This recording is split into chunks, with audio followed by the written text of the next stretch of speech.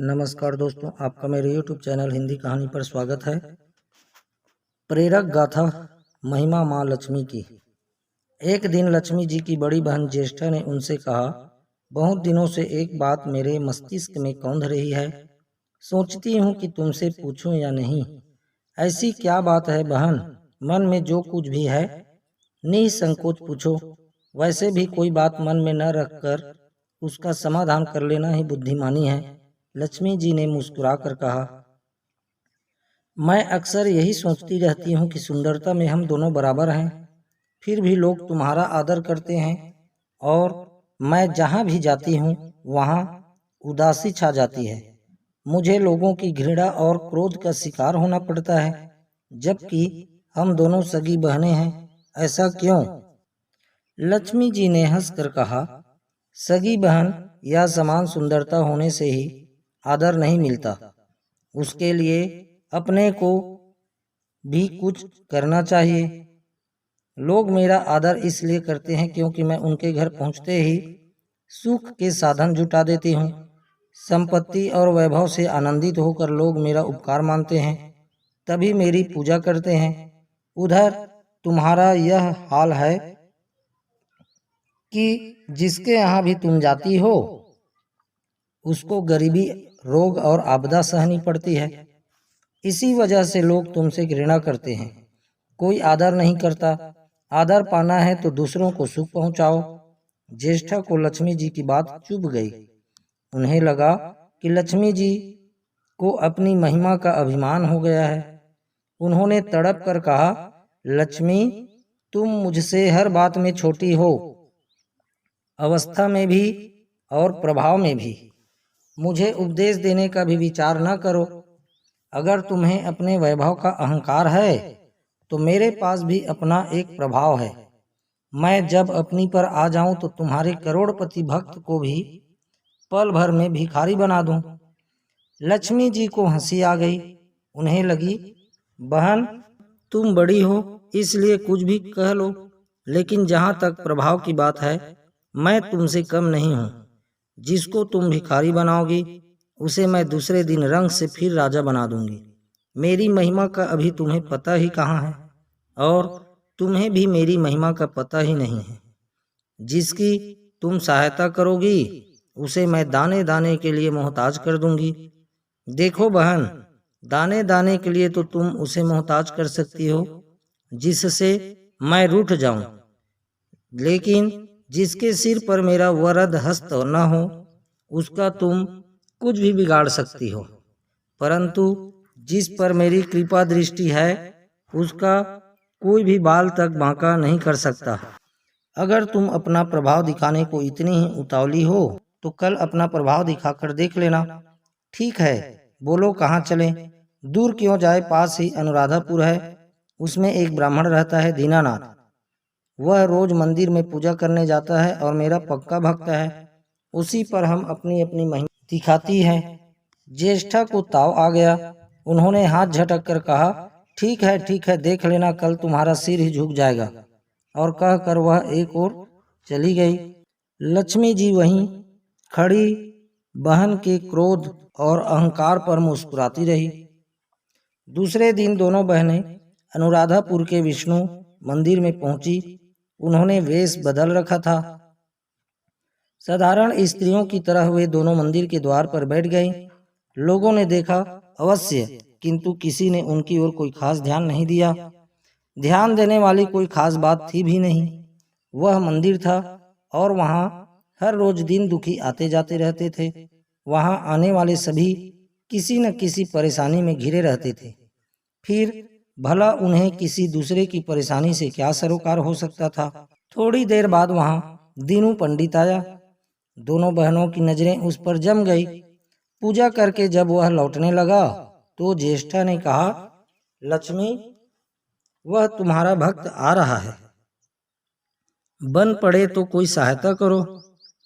हाँ करती हूँ, कहकर लक्ष्मी जी ने एक पोला बांस दीनू के रास्ते में रख दिया जिसमें मोहरे भरी हुई थी। ज्येष्ठा ने बांस को छूकर कहा, अब तुम मेरा प्रभाव भी देख लेना। पूजा करके लौट रहे दीनू ने रास्ते में पड़ा हुआ वह बांस का टुकड़ा उठा लिया। उसका विचार था कि वह किसी काम आ जाएगा। घर में 100 जरूरतें होती है।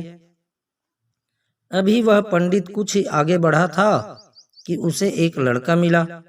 लड़के ने पहले पंडित जी से राम राम की, फिर बड़ी ही नम्रता से बोला, पंडित जी, मुझे अपनी चारपाई के लिए बिल्कुल ऐसा ही बांस चाहिए। दादाजी ने यह कर भेजा है कि जाओ बाजार से ले आओ। ऐसा बांस पंडित जी कहाँ मिलेगा? दीनू ने कहा, मैंने मोल नहीं लिया, रास्ते में पड़ा था सो उठा लिया। लो, तुम्हें जरूरत है तो तुम ही रख लो। वैसे बाजार में 1 रुपये से कम का नहीं है। लड़के ने चवन्नी देते हुए कहा, मगर मेरे पास तो यह चवन्नी ही है। पंडित जी, अभी तो आप इसे ही रखिए, बाकी 12 आने शाम को दे जाऊंगा। पंडित जी खुश थे कि बिना किसी हिल हुज्जत के रुपया कमा लिया। दीनू पंडित ने वह बांस लड़के को दे दिया और वह चवन्नी अपनी डोलची में रख ली। मंदिर के पास खड़ी दोनों देवियां यह सारी लीला देख रही थी। ज्येष्ठा ने कहा, लक्ष्मी, देखा तुमने, तुम्हारी इतनी सारी मोहरें मात्र एक चवन्नी में बिक गई। और अभी क्या, यह चवन्नी भी तुम्हारे भक्त के पास नहीं रुकेगी। चलो उसके पीछे चलते हैं और देखते हैं कि क्या होता है। दोनों बहनें दीनू के पीछे पीछे चलने लगी। एक तालाब के पास दीनू ने डोलची रख दी और कमल के फूल तोड़ने लगा। उसी बीच एक चरवाहे का लड़का आया और डोलची में रखी हुई चवन्नी लेकर भाग गया। दीनू को पता ही नहीं चला। फूल तोड़कर वह अपने घर चलने लगा। इतने में वही लड़का आता हुआ दिखाई दिया जिसने चवन्नी देकर उससे बांस ले लिया था। करीब आकर वह बोला, पंडित जी, यह बांस तो बहुत वजनी है। दादाजी ने कहा है कि कोई हल्का बांस चाहिए, इसकी चारपाई ठीक न होगी। यह लीजिए, आप अपना बांस वापस ले लीजिए। कहकर उसने बांस पंडित जी के हवाले कर दिया। दीनू ने बांस ले लिया, लेकिन चवन्नी तो डोलची में थी नहीं। तब उसने कहा, बेटा, चवन्नी तो कहीं गिर गई, तुम मेरे साथ घर चलो, वहां दूसरी दे दूंगा। इस समय मेरे पास एक भी पैसा नहीं है। तब आप जाइए, मैं शाम को आकर घर से ले लूंगा। यह कहकर लड़का अपनी राह लौट गया। बांस फिर से पंडित जी के ही पास आ गया और लक्ष्मी जी हौले से मुस्कुराई।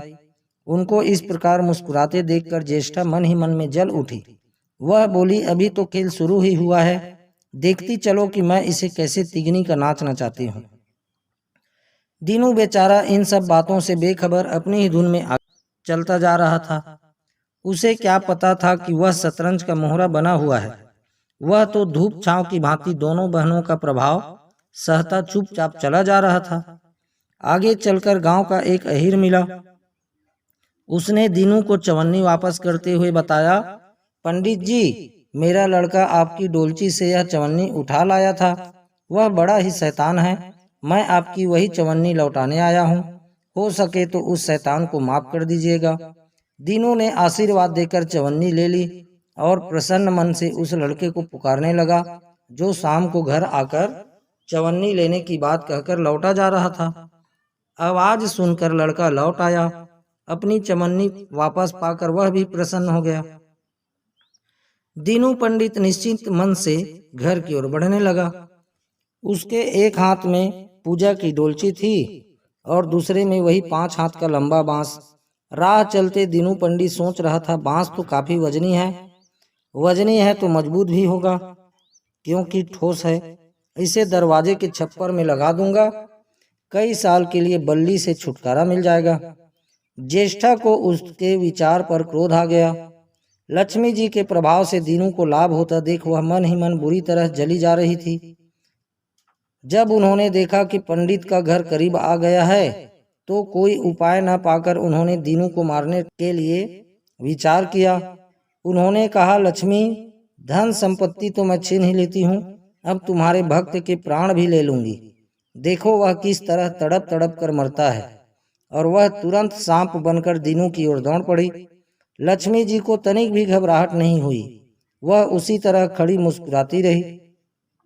सहसा दीनू चौंक पड़ा। एक भयानक सांप फन उठाए उसकी ओर झपट रही थी।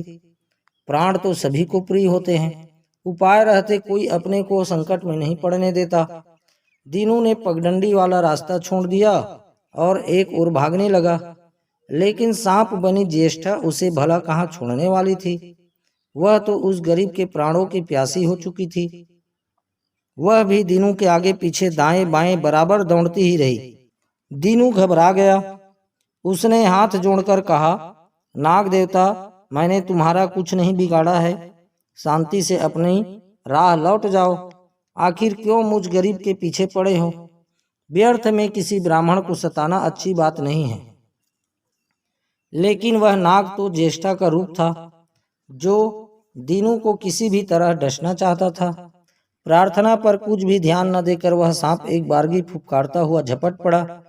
जब दीनू ने देख लिया कि बिना संघर्ष किए अब जान नहीं बचेगी, तो उसने प्राण रक्षा के लिए भरपूर जोर लगाकर वही बांस सांप के ऊपर दे मारा। धरती से टकराते ही बांस के 2 टुकड़े हो गए और उसके भीतर भरी हुई मोहरे खन खनाकर बिखर गई, जैसे लक्ष्मी हंस रही हो। दीनू के मुंह से हैरतपूर्ण चीख सी निकली। अरे! थोड़ी देर के लिए वह ठगा सा खड़ा आंखें फाड़ उन मोहरों की ओर देखता रहा। एक पल के लिए तो वह सांप को भूल ही गया, परंतु फिर जैसे ही उसे झटका सा लगा, सांप का ध्यान आते ही उसने उसकी ओर गर्दन घुमाई तो देखा कि बांस की चोट से सांप की कमर टूट गई है और वह लहूलुहान अवस्था में झाड़ी की ओर भागा जा रहा है। दूसरे क्षण वह मोहरों पर लौट गया और कहने लगा, तेरी जय हो लक्ष्मी माता, जीवन भर का दरिद्र आज दूर हो गया।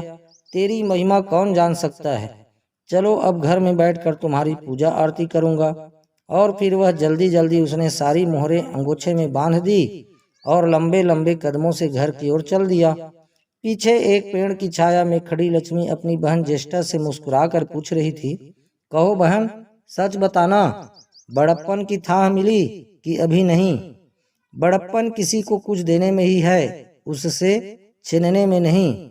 ज्येष्ठा ने कोई उत्तर नहीं दिया। वह चुपचाप उदास खड़ी रही। लक्ष्मी जी ने उनका हाथ पकड़कर कहा, फिर भी हम दोनों बहनें हैं, जहाँ रहेगी साथ ही रहेंगी। आओ अब चले। जय माता दी, जय महालक्ष्मी। अधरों पर मुस्कान भक्ति से भर दो मन को, हो जग का कल्याण शक्ति से भर दो जन को। जय माता दी मित्रों। नई और अच्छी मोटिवेशनल, पारिवारिक, रोचक, दिल छू लेने वाली कहानियों और पौराणिक धार्मिक कथाओं को जानने के लिए आप मेरे YouTube चैनल हिंदी कहानी को सब्सक्राइब अवश्य करें, ताकि जो भी वीडियो अपलोड करूं वो सबसे पहले आपके पास पहुंचे। धन्यवाद। आप हमेशा खुश रहें, मुस्कुराते रहें। आप कृपया लाइक और शेयर अवश्य करें। जय माता दी।